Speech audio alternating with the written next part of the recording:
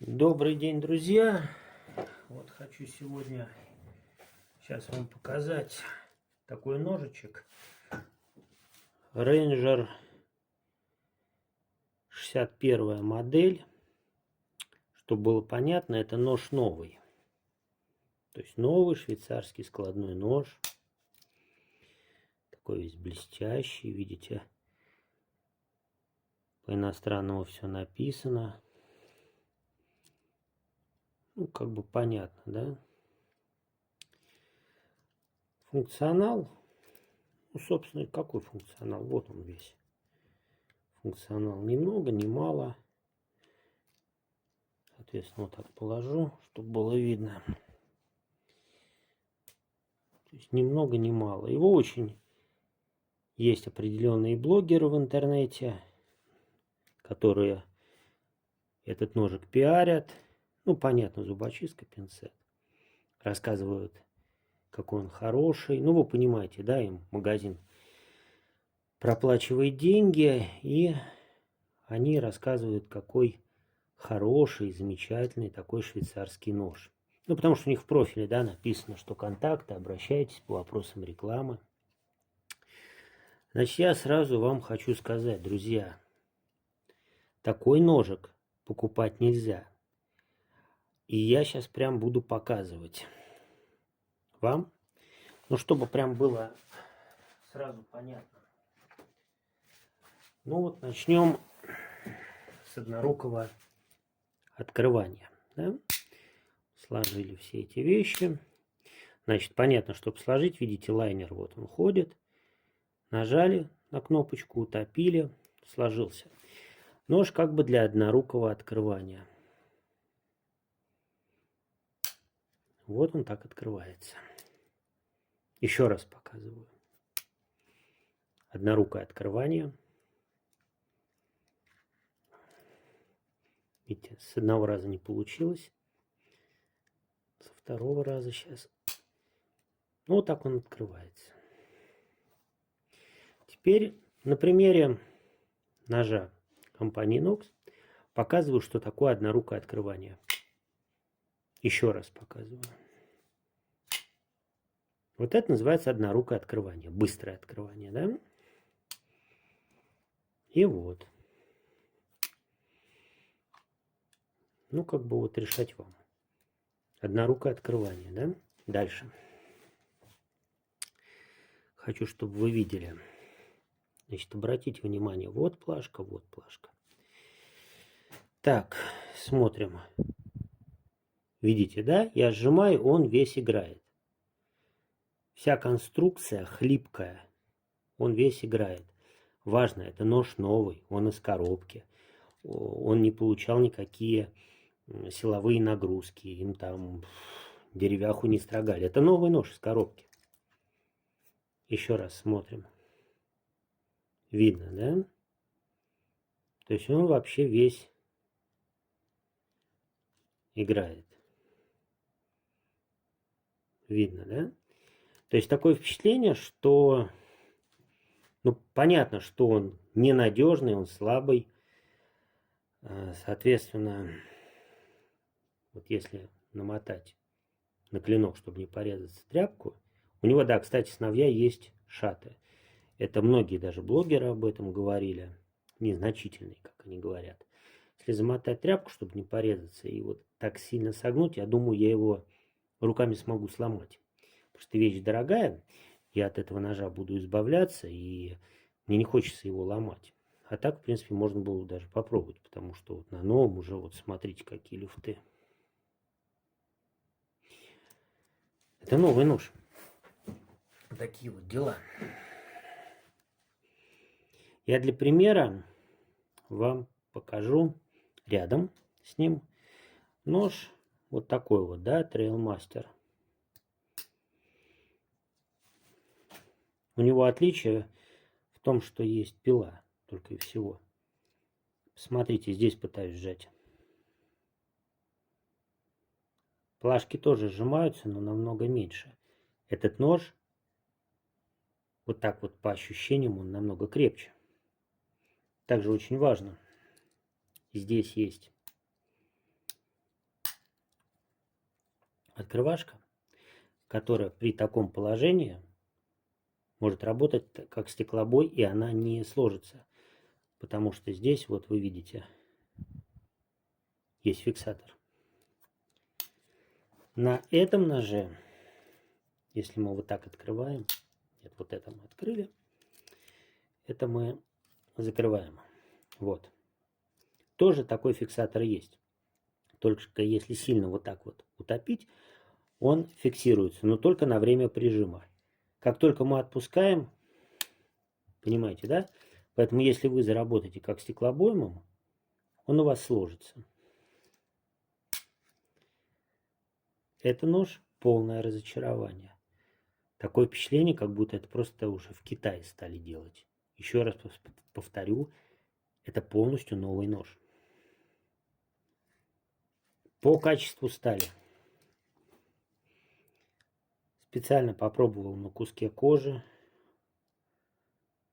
Вы знаете, по официальной информации, у них, у этих двух моделей, лезвие на клинке одинаковое. На самом деле, я чувствую разницу. Вот этот клинок, он мягкий.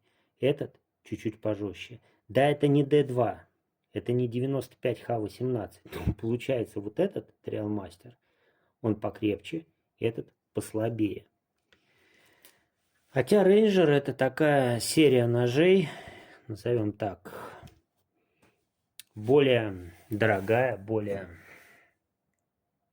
что ли, премиальная. Но при этом, когда сновья ножик, вот рукоятка ходит ходуном, когда есть уже люфты на клинке, вот они. Здесь.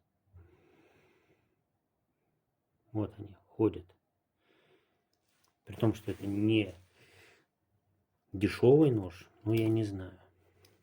Фактически мы за такие большие деньги получаем только складную открывашку. Вот такую вот. Складные открывашки и штопор. Вот, что мы получаем за эти деньги. Шило, ну не знаю. Мне как-то ни разу это не требовалось. Сколько в походы ездил. Вот мой вариант, вот я скажу по-честному. Вот на все. У меня есть обычная складная пила в машине лежит, сейчас не буду показывать. Обычная отвертка, автомобильная, советская. Кто, наверное, знает, не знает. От Газели. 95-й год. От Газели универсальная отвертка газовская. Отличная. Видите, ничего не стирается, все нормально держится. Обычная отвертка. Обычная пассатижи. Ими и перекусывать можно. Вот сумма сколько это стоит? Ну, рублей 500, да? И все. И обычный, полноценный, крепкий нож. С хорошей сталью D2. Видно, D2. Все. Вот он полностью заменяет мне весь инструмент. Вот. Стоит в разы дешевле нож, пассатижи и складная пила. Вот, все, набор для поездки. Больше ничего не нужно, крепко, надежно. Это просто какой-то слабый ножик. Не знаю вообще. Но никаких нагрузок не выдержит. Теперь про, естественно, их ножевой менеджмент. Вот беру, рядом кладу Trial Master. И коробочка. Что на коробке пишется? Это коробка от Trial Master. Видно, да? Так, фокус. Вот. Оригинал Swiss Army Knife. Типа военный нож. Смотрим дальше. Берем коробку от другого швейцарского ножа. Оригинал Swiss Army Knife. В общем, куда ни возьми, а кругом оригинальные и швейцарские ножи. И типа все военные. Друзья, ну я-то вам говорил правду. Есть нож ГАК-111, Викторинекс его делает. У него Бундес Орел, он зеленого цвета. Это нож, который официально поставляется в армию Бундесвера. Есть модель с черным, вот такой вот черный швейцарский крест, вернее, вот на этой модели накладки черные, прорезиненные. В швейцарскую армию поставляется. И есть полностью с черным клинком для американской армии. Все. Но делается все на базе вот именно этой модели. Как я говорил, чем отличается вот эта модель от ГАКа 111? Накладками. Здесь обычные накладки, поменять на зеленый с Бундес Орлом, все, вот этот ГАК 111. Единственное, как я говорил, однорукое открывание. На этом примере показываю, на швейцарских ножах однорукое открывание не работает. Вот скорость однорукого открывания. Вот это однорукое открывание, это скорость. А вот это, показываю, это не скорость. Это просто ерунда какая-то. Поэтому если вот этот нож, его основа, это все-таки вот военный, то вот это, ну я не знаю, что это такое. Но если вам нужен вот этот нож, новый нож, ну пишите, я вам его совсем с дисконтом отправлю. Но я не рекомендую его для покупки. Слабый нож, лучше возьмите тот же Апинель, намного крепче будет.